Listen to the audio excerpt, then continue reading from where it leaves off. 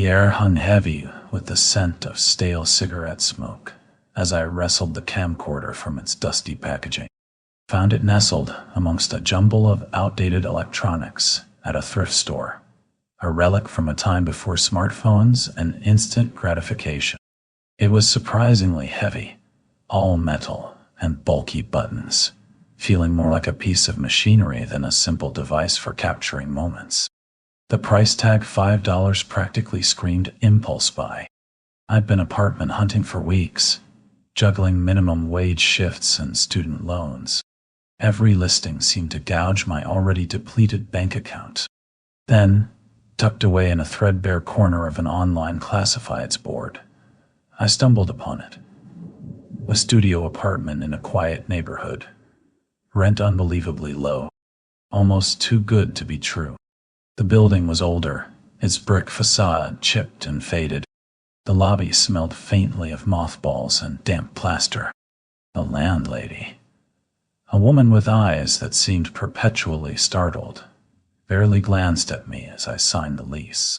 "Just keep the noise down," she muttered, her voice brittle like dry leaves skittering across pavement. "And watch out for Mr. Henderson next door." She didn't elaborate, but the warning sent a shiver down my spine. My apartment was on the third floor, overlooking a courtyard choked with overgrown weeds. Mr. Henderson's unit sat directly beside mine, its window perpetually shrouded in thick curtains, black even in broad daylight. There was something unsettling about its stillness, like a vacant eye staring blindly from across the narrow space. The first few days were uneventful. The quiet solitude was almost a relief after the chaos of my previous shared living situation.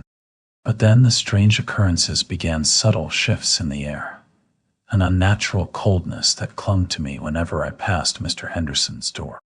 I started noticing the faintest sounds emanating from within, whispers too low to decipher, scratching like fingernails on wood. The whispers became more frequent, a constant, hushed murmur that seemed to burrow into my thoughts. I tried to rationalize it, old pipes groaning, the building settling, maybe even just the wind whistling through cracks in the walls. But a gnawing unease persisted. It wasn't just the sounds. Something was off about Mr. Henderson's apartment. An oppressive presence that felt like a weight pressing down on my chest whenever I stood too close to his door. Then came the smell. One afternoon, as I unlocked my door, a gust of wind slammed against it, forcing it open just a sliver. For a fleeting moment, a wave of fetid air washed over me, thick and cloying, like rotting vegetation mixed with something distinctly metallic. It was nauseating, triggering a primal urge to gag. My stomach lurched, my eyes stinging with tears as I slammed the door shut, frantically trying to scrub the phantom scent from my nostrils. The smell lingered, clinging to my clothes, seeping into the corners of my apartment, a constant, sickening reminder of whatever lay behind Mr. Henderson's impenetrable door. I tried not to dwell on it, telling myself it was probably just some garbage left decomposing in his unit. But the image wouldn't leave my mind, a putrid mass festering unseen, hidden from view by those perpetually drawn curtains. The whispers seemed louder now, accompanied by a rhythmic scraping that sounded like bone grinding against stone. Sleep became fitful, riddled with nightmares of shadowy figures and suffocating darkness. I found myself jumpy, on edge, every creak and groan of the old building sending shivers down my spine. I started avoiding the hallway completely, taking the stairs instead of the elevator, even venturing out for coffee during off-peak hours to avoid passing Mr. B. Henderson's door. The camcorder lay forgotten on my desk, a silent witness to my growing paranoia. But one night, as I lay awake listening to the insistent scratching from next door, I felt an unsettling compulsion, an urge I couldn't explain, a need to know what was happening behind those impenetrable curtains. My heart hammered against my ribs, a frantic drumbeat against the silence of the night. Sleep had abandoned me hours ago, replaced by a growing dread that tightened its grip with every scrape and whisper emanating from next door. I sat on the edge of my bed, staring at the camcorder like it held some kind of answer. It was absurd, I knew. It was just an old camera, a relic of a bygone era. But in this oppressive atmosphere, even the most mundane object seemed imbued with a strange significance. Driven by a force I couldn't articulate, I found myself getting up and retrieving it from my desk. The metal felt cold against my clammy skin as I fumbled with the buttons, the familiar click of the power switch offering a small measure of comfort in the oppressive darkness. The screen flickered to life, displaying a grainy black and white image of my cluttered apartment. My face, pale and drawn in the dim light, stared back at me from the lens. A shiver ran down my spine. This wasn't just recording my surroundings. It was capturing something else, my fear, my desperation, my morbid curiosity. I aimed the camera towards Mr. Henderson's door, its thick oak surface seeming to pulsate in the flickering light. The whispering intensified, now punctuated by a rhythmic thumping that sounded like a heavy object being dragged across the floor. Hesitantly, I pressed record. The red light blinked on, casting an eerie crimson glow across my face. It felt wrong, invasive, but I couldn't tear myself away. Something compelled me to capture this, to document whatever horrors lurked behind that door. As I stood there, the camcorder trained on the unsettling silence beyond, a chilling realization dawned upon me.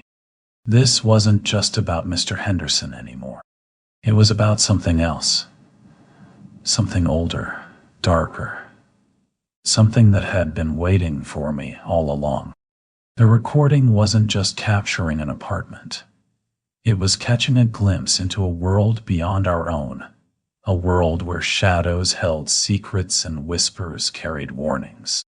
The camcorder footage became my obsession. Days blurred into nights as I replayed the grainy black and white images, searching for meaning in every flicker and shadow. My apartment, once a haven, now felt like a cage, its walls closing in on me with each passing hour. The whispers on the recording were impossible to decipher, yet they seemed to grow louder with each viewing, weaving themselves into the fabric of my reality. I started hearing them everywhere, even within my own thoughts, echoing through the empty spaces of my mind. Sleep became a treacherous landscape of nightmares, populated by distorted figures and suffocating darkness. I'd wake gasping for air, drenched in sweat, convinced that something was watching me from just beyond my line of sight. Driven by an unhealthy compulsion, I began venturing out less, staying confined to my apartment, consumed by the camcorder footage. I meticulously analyzed every frame, looking for patterns, for clues, for anything that might shed light on the mystery of Mr. Henderson and the horrors lurking behind his door. One night, as I was rewinding a particularly unsettling segment, a detail jumped out at me. It was subtle, almost imperceptible. A faint outline in the background of one shot, obscured by the shadows cast by Mr. Henderson's curtains. At first, I thought it was just dust motes dancing in the light, but upon closer inspection, I realized it resembled a figure emaciated, hunched, its limbs impossibly long and spindly. My heart hammered against my ribs, my breath catching in my throat. It was fleeting, gone as quickly as it appeared, yet its chilling presence lingered like an icy hand clutching at my spine. Was it just a trick of the light? A figment of my imagination fueled by paranoia? Or was it something more sinister? A glimpse into the true nature of the darkness that permeated Mr. Henderson's apartment? Driven by a mixture of fear and morbid fascination, I began scouring the remaining footage, determined to find more. But as the night wore on, the camcorder began acting erratically, its screen flickering violently, the audio crackling with static. The whispers grew louder, morphing into guttural growls that seemed to emanate from within the device itself. Panic clawed at my throat as the camcorder convulsed in my hands. Static overwhelmed the audio, morphing into a cacophony of distorted voices, their words incomprehensible yet laced with an undeniable malice. The screen flickered violently, the grainy images dissolving into a swirling vortex of black and white. I tried to turn it off, but the buttons seemed frozen, unresponsive to my frantic presses. The room grew frigid, the air thickening with a cloying stench that reeked of decay and something else, something alien and profoundly unsettling. I could feel unseen eyes boring into me, their gaze heavy and malevolent. Suddenly, the static cleared, replaced by a single, chilling image. Mr. Henderson's door. But instead of its usual dull oak, it was consumed by an inky blackness that seemed to pulse and writhe like a living entity. And within that abyss, I saw him, not as the spectral figure from before, but fully formed, his body grotesquely elongated, limbs contorted at unnatural angles.